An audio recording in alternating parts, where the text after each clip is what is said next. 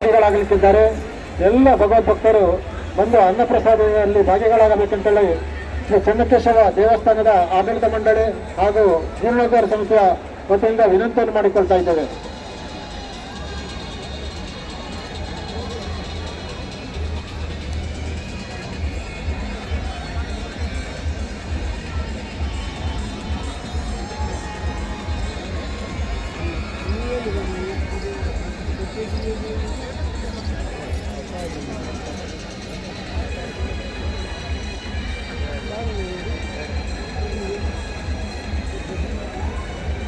ನಾಳೆ ಪದಪ್ಪಲ ದೈವಗಳ ಭಂಡಾರ ಬಂದು ಶ್ರೀದೇವರ ಪಟ್ಟಣ ಸವಾರಿ ನೆರವೇರಲಿಕ್ಕಿದೆ. ಶ್ರೀದೇವರ ಪಟ್ಟಣ ಸವಾರಿ ತಮ್ಮ ನಗರಗಳಲ್ಲಿ ಸಾಗಿ ಬರಲಿಕ್ಕಿದೆ.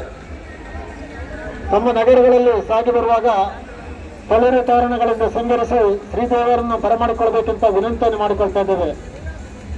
ಪಟ್ಟಣ ಸವಾರಿ ಆದ ಬಳಿಕ ಶ್ರೀದೇವರ ಅಮೃತ ಸ್ನಾನ ವೈಶುನಿ ನದಿಯಲ್ಲಿ ನಡೆಯಲಿಕ್ಕಿದೆ. ಇದರಲ್ಲೂ ಕೂಡ ಎಲ್ಲ ಭಕ್ತಾದಿಗಳು ಭಾಗವಹಿಸಬೇಕಂತ ವಿನಂತಿಯನ್ನು ಮಾಡಿಕೊಳ್ತಾ ಇದ್ದೇವೆ. ಪದಪ್ಪಲ ದೈವದ ಕಾಣಿಕೆಯು ಪಶ್ಚಿಮ ದ್ವಾರದ ರಾಜಗೋಪುರದಲ್ಲಿ ನಾಳೆ ನಡೆಯಲಿಕ್ಕಿದೆ. ನಾಳೆ ಸಂಜೆ ಎಲ್ಲ ಭಕ್ತಾದಿಗಳು ಪದಪ್ಪಲ ದೈವದ ಕೃಪೆಗೆ ಪಾತ್ರರಾಗಬೇಕಂತ ವಿನಂತಿಯನ್ನು ಮಾಡಿಕೊಳ್ತಾ ಇದ್ದೇವೆ.